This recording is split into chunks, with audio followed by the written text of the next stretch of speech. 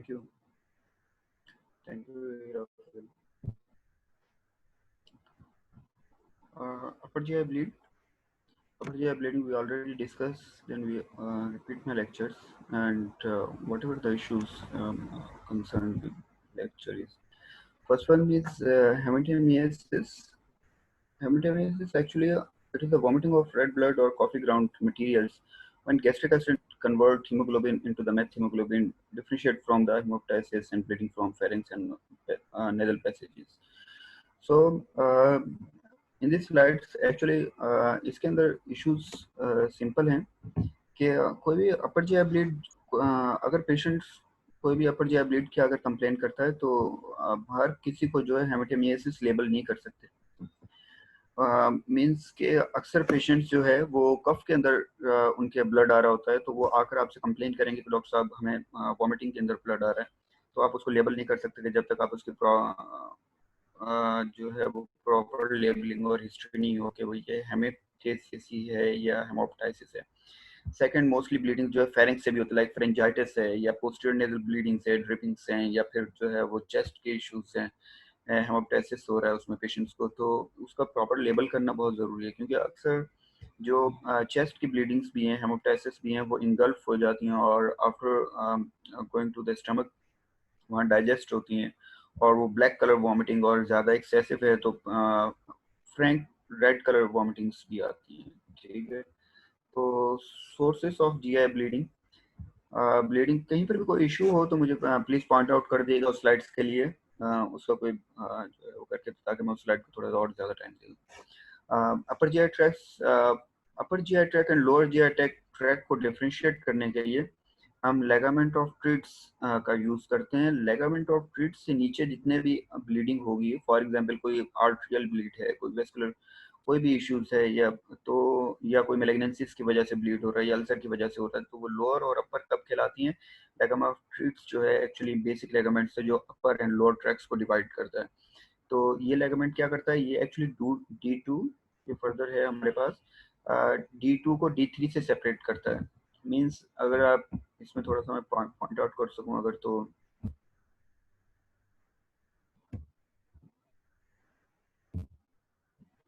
तो ये बेसिकली जो है ये लेगामेंट्स यहाँ से ये वाला लेगामेंट्स है, ठीक है, और ये लेगामेंट्स है ये, ठीक है, और ये लेगामेंट्स जो है ये बेसिकली ये आप D1 D2 है, सॉरी ड्यूटेनियम 2, ठीक है, और इससे नीचे जो है D3 शू होगा। तो ये इससे ऊपर जितनी भी ब्लीडिंग्स होंगी वो अपर जीआई ब्लीड के अंदर आ जाएंगी और इससे नीचे जितनी भी ब्लीडिंग्स होंगी वो लोअर जीआई ब्लीड के अंदर एंटर हो जाती है। ठीक है, गॉट इट?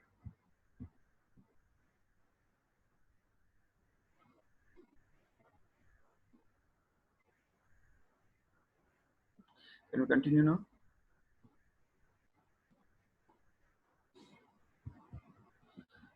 Thank you.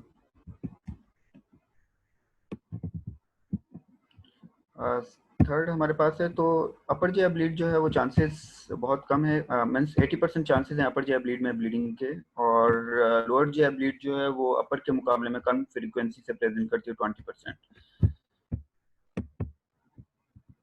ठीक है,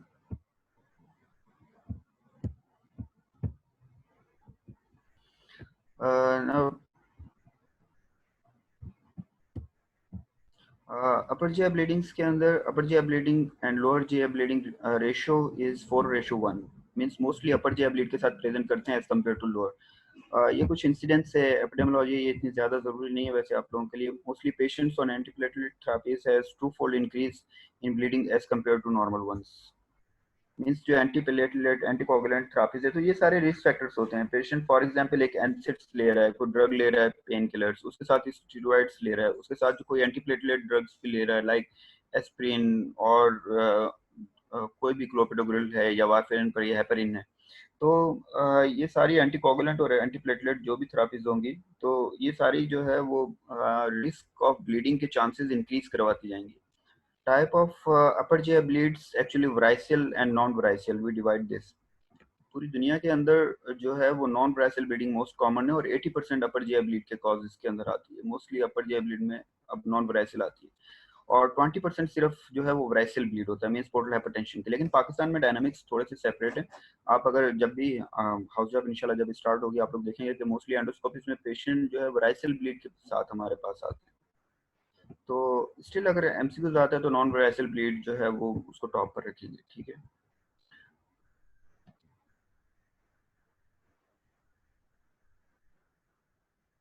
जी बिल्कुल। जो है D2 जो है अपर जीआई ट्रैक्स, मीन्स अगर आपको कहे कि आप किस तरह सेपरेट करेंगे, तो ये लेगामेंट्स जो है ये अपर जीआई ट्रैक्स और लोअर जीआई ट्रैक को सेपरेट कर देगा। Common causes of upper GI haemorrhage, non variceal bleeds, means simple इसमें आप कॉजेज, ये परसेंटेज याद करने की जरूरत नहीं है आपको। सिंपल आप जो है इसमें कॉजेज देखेंगे, तो कॉजेज के अंदर देखें, नॉन ब्राइसिल के अंदर कॉजेज जो है peptic ulcers, Mallory Weiss tears, gastritis, duodenitis, esophagitis, AV male formation, tumors, others, lot of other causes. And portal hypertensive gastropathies जो हैं इसमें वराइसिस जो है 90% मोस्टली वराइसियल ब्लीड्स होते हैं। गैस्ट्रोपैथी की वजह से या गैस्ट्रिक वेरिक्स हैं, एक्चुअली वराइसिस हैं या गैस्ट्रिक वेरिक्स दोनों कह सकते हैं। तो पोर्टल हाइपरटेंशन की वजह से ये 3 कॉजेज हैं, ठीक है। ये 20% से टोटल ब्लीडिंग का, ये 80% से टोटल ब्लीडिंग का। मीन्स मोस्ट कॉमन अगर कहा जाए तो नॉन वराइसियल हैं, और जो है वो वराइसियल या पोर्टल हाइपरटेंसिव गैस्ट्रोपैथी ब्लीडिंग जो है वो लेस कॉमन है, ठीक है।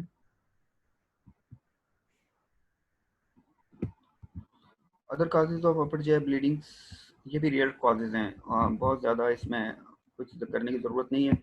ये डिफरेंट चीज़ें हैं। अगर थोड़ा सा एक्सप्लेन कर दूं तो डेलिफा लीजन ये एबनॉर्मल ब्लड वेजल्स होती हैं जीआई ट्रैक के अंदर, और ये ब्लीड करती हैं, डेलिफा लीजन्स कहा जाता है। गैस्ट्रो रिफ्लेक्स डिजीज, गर्ड आप सब जानते हैं, ये बहुत ज़्यादा गर्ड ग्रेड डी का हो जाए तो वो भी ब्लीड करने लगता है। ट्रॉमा हो जाए कोई, मीन्स के कोई फॉरेन बॉडी पेशेंट ने ले ली है, वो भी अपर जीआई ब्लीड के साथ प्रेजेंट कर सकता है। इसोफेजियल अल्सर्स हैं, कैमरॉन लीजन्स भी जो है वो हाइटिस हर्निया के अंदर लीजन्स होते हैं, ये ब्लीड करते हैं, ठीक है। स्ट्रेस अल्सर्स जिस तरह आईसीयू में ऑलरेडी हमने डिस्कस किया था, पेशेंट्स हों तो जी हाँ, ब्लीडिंग जो ब्लड फ्लो है स्टमक में वो कम हो जाता है और वो अल्सर्स ब्लीड करने लगते हैं। ड्रग इंड्यूस्ड इरोजन्स हैं, ठीक है, लाइक एनसिड्स आप ले रहे हैं, एंजियोमा है, एबनॉर्मल ब्लड वेसल्स जिस तरह होती है, वाटरमेलन स्टमक्स हैं, ये गेव कहते हैं इसको हम, गैस्ट्रो, और गेव जो है बेसिकली ये भी ब्लीड करते हैं।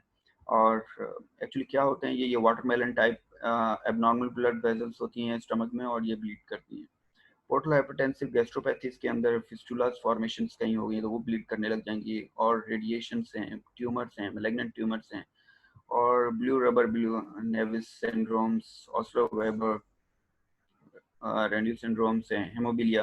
हेमोबिलिया क्या है, आप ये गुड एग्जांपल्स है। अगर आप ये D1 और D2 को, जो आप कंफ्यूज हो रहे थे अभी D2 और D3 के लिए, तो actually common bile duct D2 में ओपन होती है।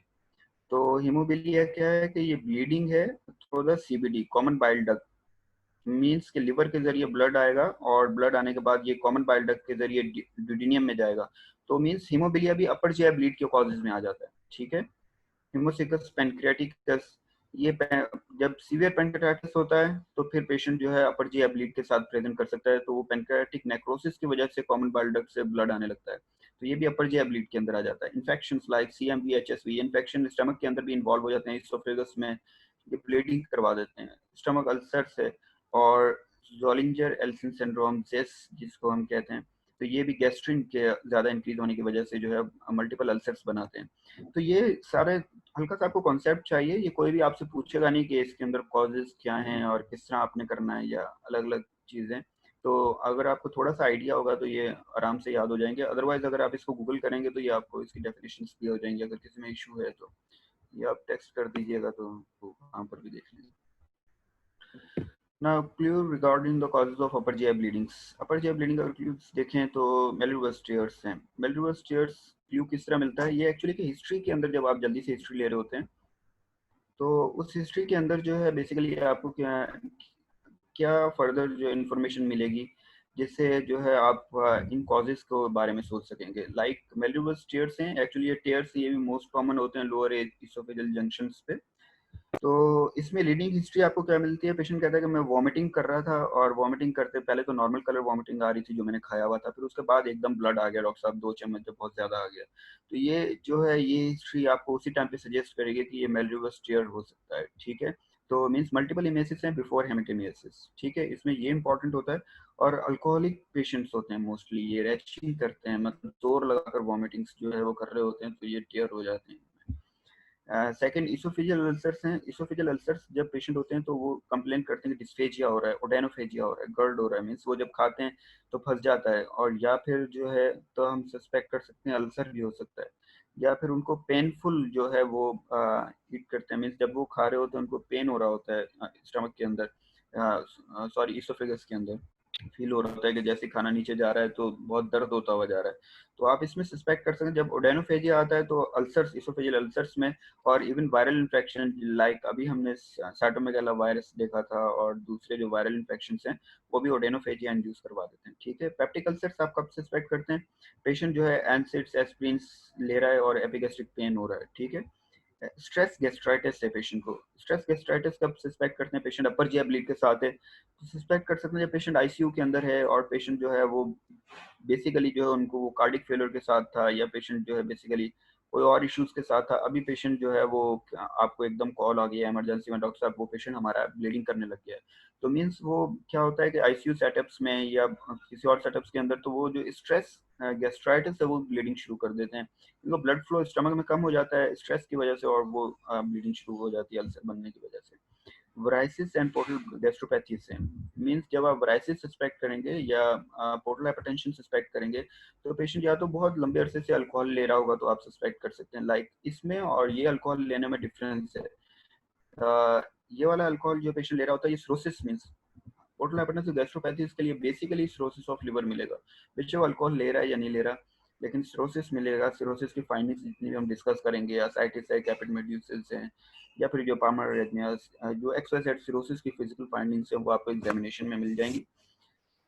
या फिर जो है वो अनकॉन्शियस होने की हिस्ट्रीज प्रीवियसली, जो है वो बैंडिंग की हिस्ट्रीज प्रीवियसली, स्ट्रेक्रल इंजेक्शंस की हिस्ट्रीज, तो कोई भी जो है सिरोसिस रिलेटेड इवेंट्स जो आपको मिलेंगे तो आप उसमें सस्पेक्ट कर सकते हैं कि ये पोर्टल गैस्ट्रोपैथी से हैं। Vascular gastric antral vascular ectasia means short form में इसको कहते हैं गेव, GAVE, ये वाटरमेलन स्टमक कहलाता है, ठीक है। ये पेशेंट किस में होता है? रेनल फेलोर में एंड सिरोसिस में होता है। ये जस्ट लाइक के 3 बैंड्स 4 बैंड्स जो है वो एंट्रम से ओरिजिनेट हो रहे होते हैं, और सिंपल सा है, अगर आप इसको भी देखते हैं, हमारे पास चाहे पिक्चर भी हो, वरना आप इसको सर्च करेंगे गेव लिख कर तो आपको एंडोस्कोपिक फाइंडिंग्स में तो आपको एक गेव नजर आ जाएगा उसमें भी, ठीक है। तो प्रॉब्ली एग्जाम में इस तरह की चीज़ नहीं देंगे हम लोग। मेलिग्नेंसीज जो हैं उसमें, मेलिग्नेंसीज में जो है वो वेट लॉस पेशेंट का आना, कैकेक्सिक होना, एंजियोडिस्प्लेसियाज हैं, ठीक है। एंजियोडिस्प्लेसियाज क्या है? एबनॉर्मल ब्लड वेसल्स फॉर्मेशंस हैं और एबनॉर्मलिटीज हैं, तो उसमें ये डिफरेंट एग्जांपल्स हैं, मींस क्रोनिक रेनल फेलियर में hereditary HHT, hereditary haemorrhagic telangiectasias, तो ये एनेरिज्म्स बना देते हैं। Aortoenteric fistulas, aortoenteric fistulas aortic aneurysms, prior abdominal aortic aneurysm repairs. तो ये फिस्टुलास कब बनते हैं? जब एब्डोमिनल एओर्टिक एनेरिज्म का रिपेयर हुआ होता है, patient massive upper GI bleed के साथ प्रेजेंट करते हैं, तो सस्पेक्ट ऑटोएंटेरिक फिस्टुलास है। तो आपके लिए ये इम्पोर्टेंट है कि हिस्ट्री टेकिंग में मींस ये चीज़ें जो हम लोग हिस्ट्री के अंदर इश्यूज हैं ये हम बता सकते हैं, और आपको कहें कि आप क्या सस्पेक्ट कर रहे हैं, आप कब आईसीयू वाले में स्ट्रेस सस्पेक्ट कर रहे हैं, आप कब जो है मेलरीवस सस्पेक्ट कर रहे हैं, आप कब जो है इसोफेजियल अल्सर या डिस्फेजिया, मोस्टली जो है वो मेलिग्नेंसीज के अंदर भी हो सकता है, अगर इसको डिस्फेजिया भी हो पेशेंट्स को, मीन्स वहाँ इंगल्फ करने में इश्यूज आ रहे हैं, पेशेंट को वेट लॉस, क्या कैक्सिक है तो मेलिग्नेंसी करके, तो इसोफेजियल कैंसर्स मोस्टली हमारे पास पेशेंट आते हैं। तो ये जो है हिस्ट्री टेकिंग से आप जो उसके कॉजेज सस्पेक्ट करते हैं ये इंपॉर्टेंट होता है, उसकी मैनेजमेंट के अंदर बहुत इंपॉर्टेंट होता है, क्योंकि जब आप for example gastropathy, portal gastropathy suspect कर रहे हैं तो आप उसके अंदर ऑक्टोटाइड्स और दूसरा और अल्सर सस्पेक्ट कर रहे हैं तो PPI हाई डोज दे रहे हैं, तो आप फर्दर देखेंगे कि जितनी मैनेजमेंट इश्यूज हैं उसमें ये इंपॉर्टेंट होंगे। तो अप्रोच किस तरह करेंगे अपर GI ब्लीड्स को? अप्रोच जो है इमीडिएट असेसमेंट एंड रिसस्टेशन से, and stabilisation of hemodynamic status, identify the source of bleeding, stop the active bleeding, treat the underlying cause and prevent the recurrence of bleeding. तो approach अगर आप proper देखें कि एक patient जो emergency में ये आपके पास आया हो तो ये स्टेप्स टोटल फॉलो हो रहे होते हैं, मीन्स इमीडिएटली उसको रिससिटेट किया जाता है, एयरवे ब्रीदिंग सर्कुलेशन को स्टेबलाइज किया जाता है सबसे पहले हेमोडायनामिकली, और सोर्स ऑफ ब्लीडिंग किस तरह, जैसे अभी आपने हिस्ट्री ली है, सोर्स ऑफ ब्लीडिंग को सस्पेक्ट किया जाता है ये वाला, ठीक है। और उसके बाद जो है एक्टिव ब्लीडिंग को स्टॉप करने के लिए कोई इंटरवेंशन लाइक एक्टिव ब्लीडिंग को stop, active bleeding like for example patient जो है कोई स्पटर है, कोई अल्सर्स है, वहाँ पर एंडोस्कोपी कोई इंजेक्शंस लगाने हैं आपने, तो आप लगाने के बाद जो है वो अंडरलाइन कॉज को उसको ट्रीट करेंगे। पहले तो स्टॉप कर देंगे एंडोस्कोपिकली, या कोगुलोपैथी है तो for example fresh frozen plasma दिया आपने, या पेशेंट डेंगू का अगर ब्लीड कर रहा है तो फिर आपने जो है उसको प्लेटलेट ट्रांसफ्यूजन करी, तो ये एक्टिव ब्लीडिंग जो स्टॉप तो हो जाएगी। फिर अंडरलाइन कॉज है वो ट्रीटमेंट के लायक है या नहीं है। फॉर एग्जाम्पल एक पेशेंट वराइसियल ब्लीड था, आपने एंडोस्कोपी करके उसको बैंड लगा दिया, फिर अंडरलाइन उसके कॉज है कि क्या उसका कॉज क्या था, हेपेटाइटिस सी था, अगर आप उसकी ट्रीटमेंट दे सकते हैं या नहीं दे सकते, या लिवर ट्रांसप्लांट के लिए कुछ करें। फिर उसके बाद क्या है, प्रिवेंशन ऑफ रिकरेंट ब्लीडिंग्स हैं। प्रिवेंशन की सबसे लाइक अपर जे ब्लीड हुआ है तो प्रिवेंशन किस तरह करेंगे आप लोग, like non selective beta blockers दे दिए सेकंड रिकरेंसेस को प्रिवेंट करने के लिए। अगर हम अल्सर्स का सस्पेक्ट करें तो उसको पेशेंट को एनसिड्स दे दिए, एनसिड के साथ सॉरी पीपीआई दिया, तो पीपीआई जो है प्रोटॉन पंप इनहिबिटर्स जो है उसको प्रिवेंट कर देंगे रिकरेंट ब्लीडिंग्स के लिए। Immediate assessment and resuscitations, immediate assessment and research किस तरह किए जाएंगे, असेस द एयरवेज। सबसे पहले आप जैसे ही पेशेंट आता है तो एयरवे ब्रीदिंग एंड सर्कुलेशन, ठीक है, मीन्स कोई भी इमरजेंसी के साथ, बेशक वो डायबिटिक कीटोएसिडोसिस के साथ पेशेंट्स हो, कोई भी इमरजेंसी के साथ अगर इमरजेंसी में पेशेंट प्रेजेंट करता है तो उसकी फर्स्ट ट्रीटमेंट ऑफ चॉइस होती है एयरवे ब्रीदिंग एंड सर्कुलेशन, इसमें कोई डाउट नहीं है। Vital science, pulse, BP, temperature, respiratory rate, assessments, magnitude of bleedings, magnitude of bleedings इसमें डिस्कस करते हैं। इनिशियल अप्रोप्रिएट मॉनिटरिंग से हिस्ट्री एंड एग्जामिनेशन, लेबोरेटरिकल एवोल्यूशन, ठीक है। तो मीन्स अगर एक अपर जी ब्लीड के साथ पेशेंट आया हुआ है तो अगर आपके पास टॉक्स में या इसमें कोई क्वेश्चन रखा जाता है तो मीन्स सबसे पहले आप ये नहीं उसमें डिटेल हिस्ट्री पूछना नहीं शुरू कर देंगे, ठीक है। ये जो है फोर्थ फिफ्थ स्टेप पर आता है। आप सबसे पहले जैसे इमरजेंसी में पेशेंट आता है तो आप बेसिकली आपकी सबसे पहले कोशिश होती है कि आप उसकी एबीसी जो है वो मेंटेन करें पहले, और इनिशियल जो है पेशेंट को स्टेबलाइज करें, ताकि ये ना हो कि हिस्ट्री आप अगर 1 आवर की हिस्ट्री लेते रहेंगे तो पेशेंट कोलैप्स कर जाएगा। तो हिस्ट्री जो है वो भी साथ साथ चल रही होती है, और उसकी एयरवे ब्रीदिंग एंड सर्कुलेशन और ये सारे वाइटल्स जो है वो मॉनिटर करने का काम पहले जल्दी शुरू हो जाता है, क्योंकि इसमें एक एक सेकेंड्स आपका बहुत कीमती है। अगर आप बहुत टाइम लगाएंगे हिस्ट्री पर तो पेशेंट आपका जो है वो सर्वाइव नहीं कर पाएगा। एंड लैब इन्वेस्टिगेशंस जो है उसमें भी जाहिर सी बात है कि सब इन्वेस्टिगेशंस ऑर्डर करना और सैंपल ड्रॉ करना टाइम कंज्यूमिंग काम है। तो ये सबसे पहले जो है स्टार्टिंग में नहीं होता, लैब स्पेशली क्रॉस मैच करवाने हैं आपने और सब कुछ। तो हमने कहा एस्टिमेट किस तरह करें ब्लीडिंग का शॉक के लिए।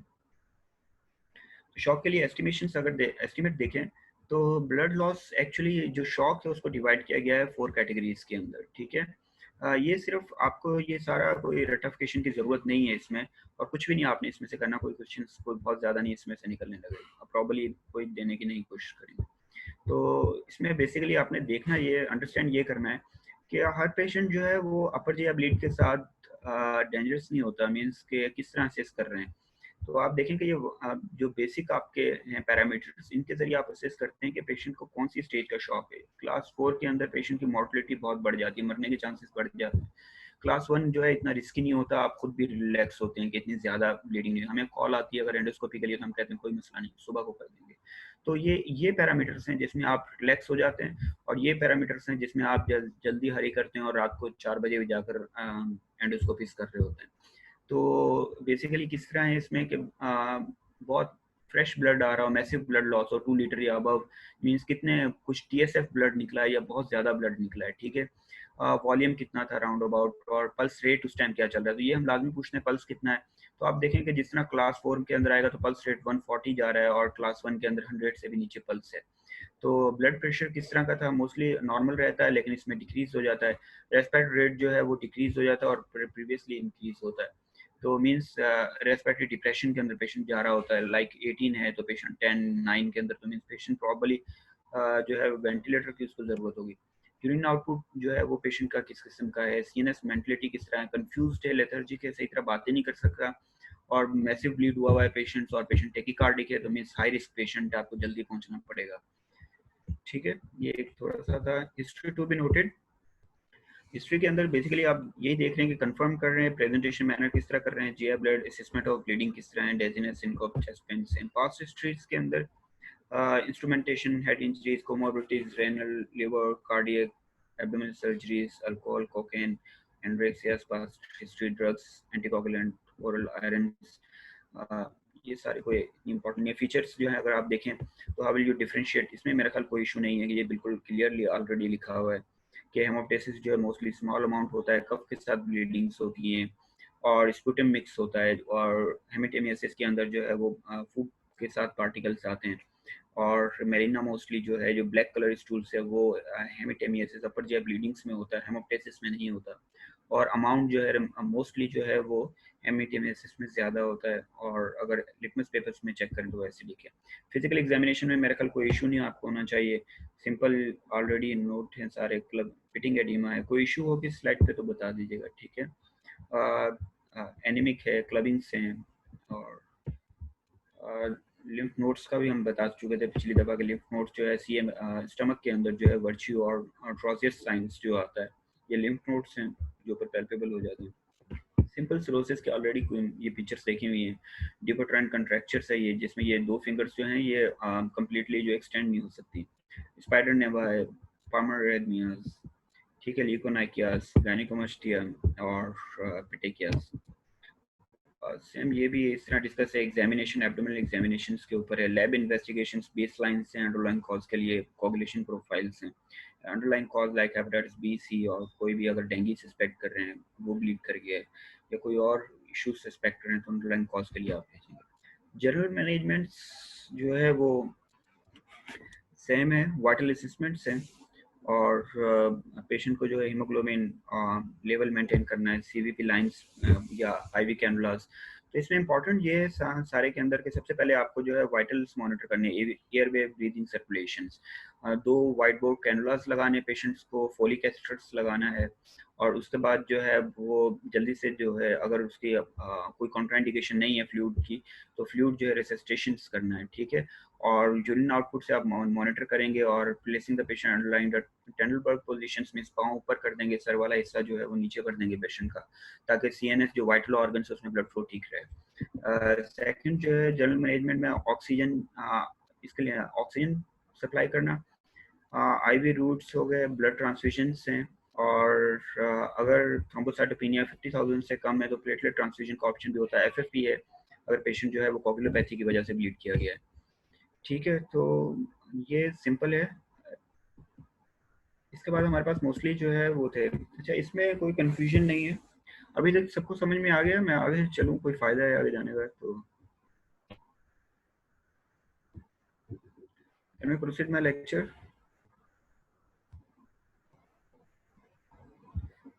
Okay,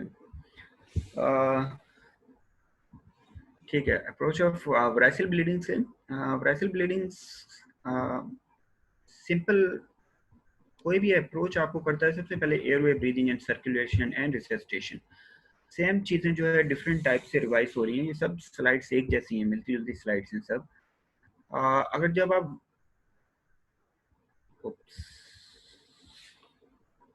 waiting time,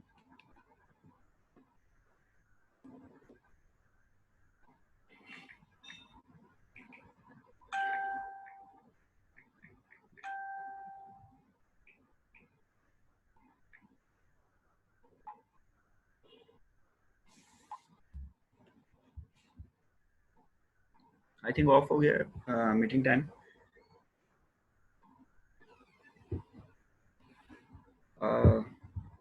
meeting time off, disconnect हो गया।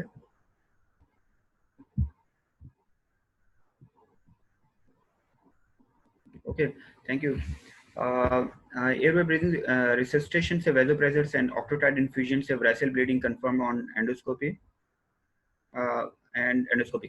तो इसके अंदर बेसिकली स्लाइड्स का मकसद ये था कि पेशेंट जिनको आपने फॉर एग्जांपल ये टेंसाइटिस, जॉइंटिस, पल्मोनरी एरिथमियास, डिपोट्राइन कॉन्ट्रैक्चर्स, ये सब चीजें आपने देख ली हैं, तो एबीसी तो आपने वैसे ही सेम करनी है, अल्सर्स हो या वराइसल्स हो। इसके बाद जो है वो वेजोप्रेसर और ऑक्टोटाइड्स इसके अंदर देंगे आप जहां पर आप वराइसल सस्पेक्ट कर रहे हैं, ठीक है। ऑक्टोटाइड्स कौन सी, सेंडोस्टेटिन एंड वेजोप्रेसर टर्लिप के नाम से आती है, टर्लिप्रेसेंस। तो मीन्स वेजोप्रेसेंस और ऑक्टोटाइड्स आपको थोड़ा सा याद रखना पड़ेगा कि जब आप वाइसल सस्पेक्ट करते हैं तो ये एक्चुअली ये वाली स्लाइड्स इसी तरह की तकरीबन ये आपके टॉक्स में भी आती हैं कि वाइसल ब्लीडिंग के साथ या सिरोटिक पेशेंट या परजिया ब्लीड के साथ आया है तो आप how to proceed the patients और व्हाट द मैनेजमेंट स्टेप्स। तो ये मैनेजमेंट स्टेप्स हैं उन पेशेंट्स के लिए जो वाइसल ब्लीड या सिरोटिक पेशेंट अपर जिया ब्लीड के साथ आते हैं। तो आप एयरवे ब्रीदिंग सर्कुलेशंस करेंगी, वेजोप्रेसर ऑक्टोटाइड सर मैं स्टार्ट करूंगा और वाइसल ब्लीडिंग्स को कंफर्म करूंगा एंडोस्कोपी के थ्रू। ये 6 to 12 है। आफ्टर रिसेसिटेशन एंडोस्कोपी स्टार्टिंग में नहीं होगी बिल्कुल, सबसे पहले मेडिकल थेरापीज दी जाती हैं, ठीक है। और मेडिकल थेरापीज के बाद जब पेशेंट जब रिसेसिटेट हो जाएगा, स्टेबल हो जाए, तो फिर हम एंडोस्कोपी के लिए जाते हैं। और एंडोस्कोपी के लिए एटलीस्ट 6 to 12 और का ड्यूरेशन होता है after presentation of patient. Means आपके पास ब्लड होना चाहिए, पेशेंट का जो है 2 IV लाइंस का पास होना, फोलीज का होना, पेशेंट को जो है वो प्रॉपर पेशेंट्स है। ये नहीं है कि आप एंडोस्कोपी लेके जाएं और पेशेंट एक्सपायर हो जाए वहां पर। तो एंडोस्कोपी कभी भी फर्स्ट नहीं है। हम जितने भी स्टूडेंट से पूछते हैं सब एंडोस्कोपी टॉप पर कर देते हैं। तो एंडोस्कोपी जो है ये लाजमी याद रखिएगा, ये कभी भी टॉप पर नहीं है। ये रिसर्चेशन या मेडिकल मैनेजमेंट जो है वो मोस्ट इंपॉर्टेंट थिंग्स, ठीक है। उसके बाद जो है एंडोस्कोपिक बैंड लाइगेशन से और स्क्लेरोथेरापीज हैं। मीन्स जब आप एंडोस्कोपी करते हैं तो या तो बैंड लगा दें या एक ड्रग आती है स्क्लेरोथेरापी जो है, अगर वहाँ पर नहीं लग सकता तो ये डिपेंड करता है कि अंदर क्या कंडीशन है, ठीक है। और ब्लीडिंग फिर उसके बाद है, अगर आपसे ये पूछा जाए कि ब्लीडिंग स्टॉप अगर नहीं हुई डॉक्टर साहब आपकी एंडोस्कोपी के बाद तो फिर आप क्या करेंगे।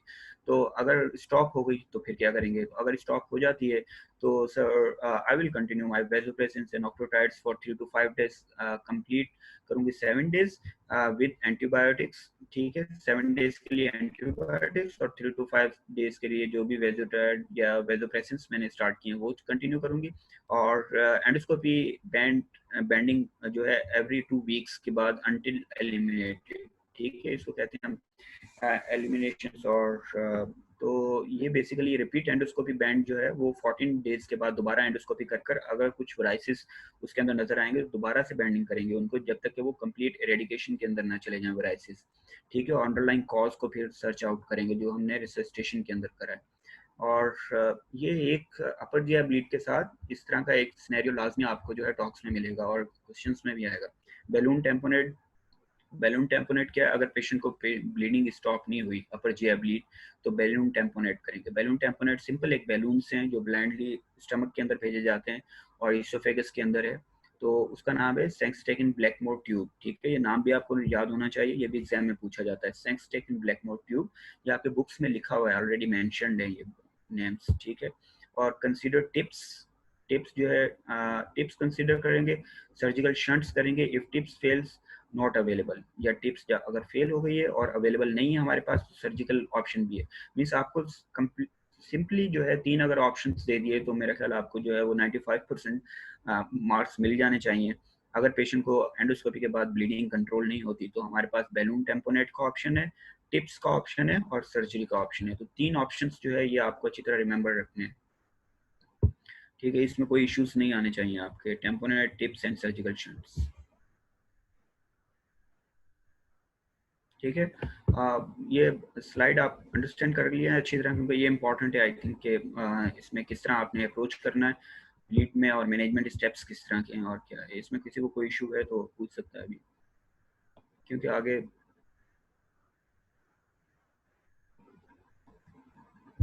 Okay thank you.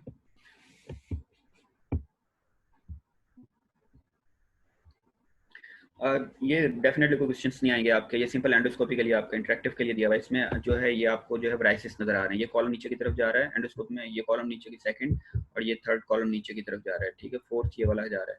तो ये एक लीनियर कॉलम्स हैं, ये ब्राइसिस होते हैं और ये ब्लीडिंग करते हैं। तो एक्टिवली ब्लीडिंग जब हम एंडोस्कोपी में जाते हैं तो हमें इस तरह कुछ नजर आता है कि एक तरफ सारे ब्लड भरा हुआ होता है और एक तरफ जो है ये एक्टिवली ब्लीड कर रहे होते हैं पेशेंट। तो इधर हम बैंड लगाने के फिर ये जो सोर्स है इसको स्टॉप करने की कोशिश करते हैं। तो ये सिंपल बैंड इस किस्म के होते हैं, ये आपको जो ब्लैक नजर आ रहा है ये रबर बैंड्स होते हैं। फॉर एग्जांपल यहाँ पर अगर ये पेशेंट ब्लीड कर रहा था तो इसके ऊपर यहाँ पर बैंड लगा दिया हमने तो यहाँ से ब्लीडिंग स्टॉप हो जाएगी। तो ये आपको एंडोस्कोपिकली जो है वो पिक्चर्स आपको नजर आ रही है, ठीक है। ब्राइसल ब्लीडिंग सिंपल सेम वही है वैरासिल ब्लीडिंग में अगर इसमें इंपॉर्टेंट देखा जाए तो poor outcome of patient other sources of परजिया ligation is endoscopic therapy choice of वैरासिस।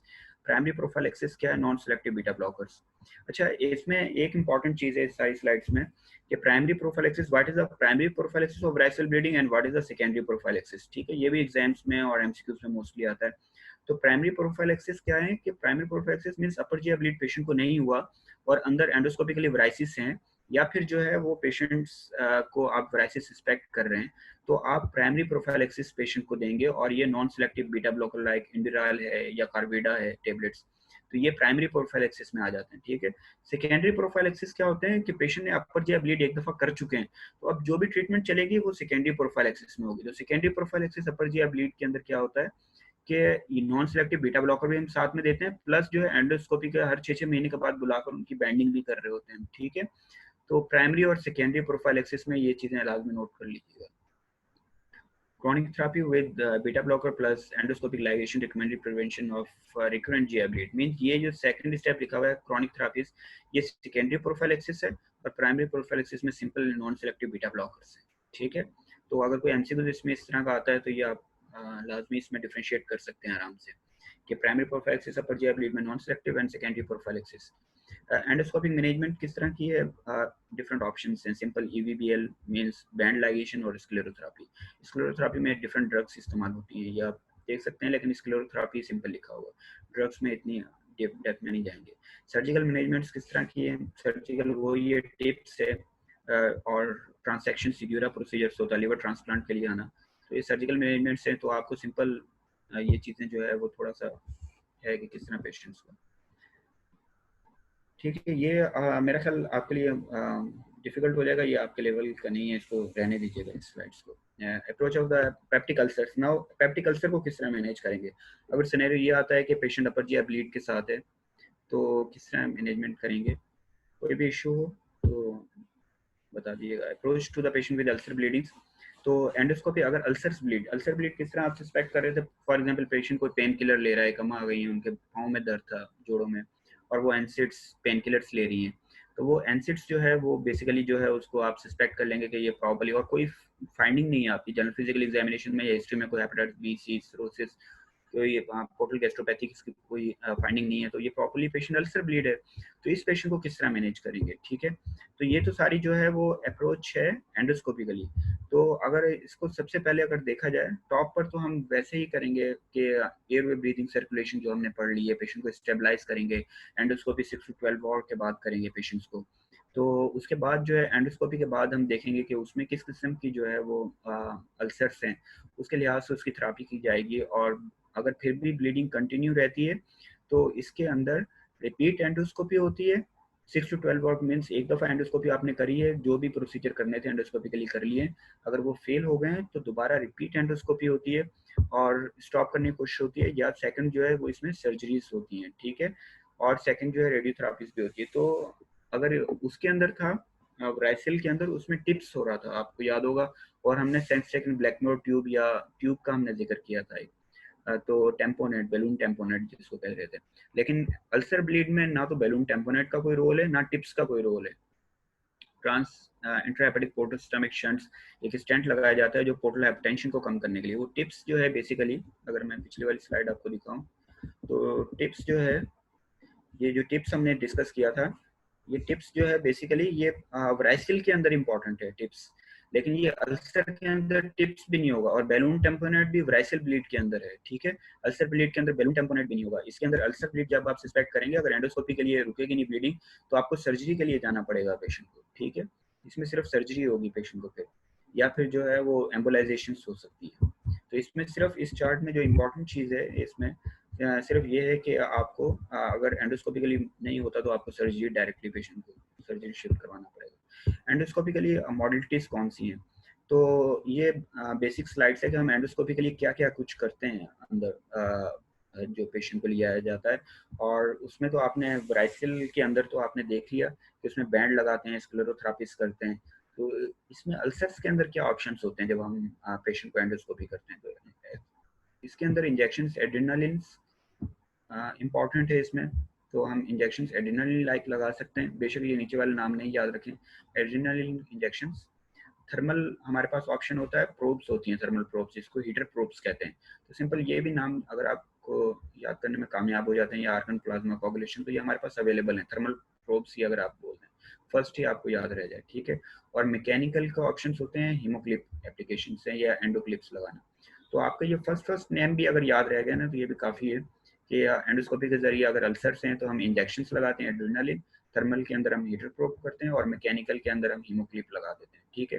तो ये 3 ऑप्शन होते हैं। वो अल्सर जो आपको नजर आ रहा है जो ब्लीडिंग कर रहा है, तो ये 3 ऑप्शंस बेसिकली जो है आप करेंगे। और बाकी ये जो लोअर साइड के ऊपर है, ये बेशक इसको कमेंट कर दें, ये आपके लिए इतना ज़्यादा ज़रूरी नहीं है इसमें।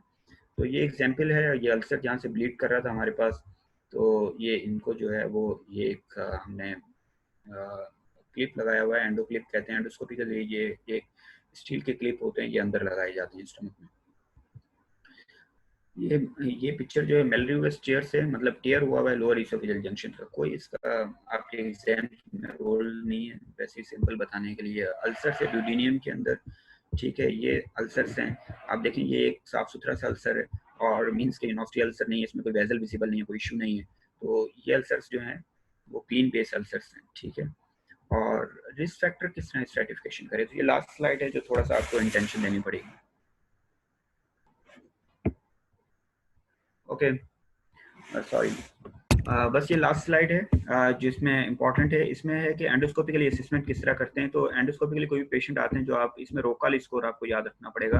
अगर प्री एंडोस्कोपिक जो इंपॉर्टेंट स्कोर है सिर्फ ब्लैचफोर्ड आप याद रख लें, और पोस्ट एंडोस्कोपिक के लिए कंप्लीट रोकाल स्कोर, ठीक है। ये स्कोर बेसिकली क्या बताते हैं कि पेशेंट की कितनी % मॉर्टलिटी है, किस तरह आप जो है फर्दर प्रोसीड कर सकते हैं। ये आपको याद करने की ज़रूरत नहीं है। और ये एग्जाम्पल थी कि किस तरह रोकाल यूज होता है हमारे पास एंडोस्कोपी में। ये भी कुछ करने की आपको ज़रूरत नहीं है, सिर्फ इसका नाम ही अगर आप याद रख लें तो रोकाल स्कोरिंग सिस्टम है, जो आपको असेसमेंट करवाएगी कि कितना पेशेंट को मॉर्टलिटी का रिस्क है, ठीक है। तो कोई क्वेश्चन हो तो आप लास्ट कोई कर सकते हैं, otherwise thank you.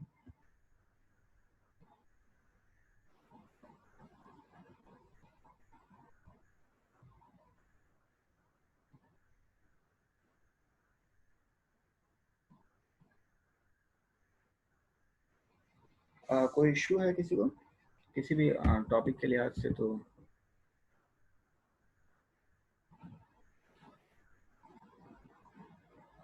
Ji risk factors, ji risk factors actually क्या, लोकल स्कोरिंग है और रिस्क फैक्टर एंड स्ट्रेटिफिकेशन हैं। तो पेशेंट अपर जी ब्लीड के रिस्क फैक्टर्स मॉर्टलिटी रीब्लीडिंग के अंदर, तो इंटरमीडिएट लो और हाई ग्रेड जो रिस्क हैं। तो रोकाल स्कोर बेसिकली अगर पेशेंट एंडोस्कोप में प्रेजेंट हो रहा है, तो आप ये रिस्क स्ट्रेटिफिकेशन से, मतलब कौन किस पेशेंट को आप बोलेंगे कि आपका पेशेंट जो है ऑन टेबल डेथ भी हो सकती है, और किस में बोलेंगे आप परेशान नहीं हो, थोड़ी सी ब्लीडिंग है, हम इंशाल्लाह इसको कंट्रोल करने में कामयाब हो जाएंगे। तो ये रोकाल बेसिकली जो है अल्सर ब्लीड में बताता है। तो रोकाल, और अगर एंडोस्कोपी से पहले तो ब्लैचफोर्ड, और एंडोस्कोपी करने के बाद रोकाल है। तो ये सिर्फ 2 नाम याद करने हैं। रिस्क फैक्टर अगर हम देखें तो रिस्क फैक्टर तो, थैंक यू। Okay doctor,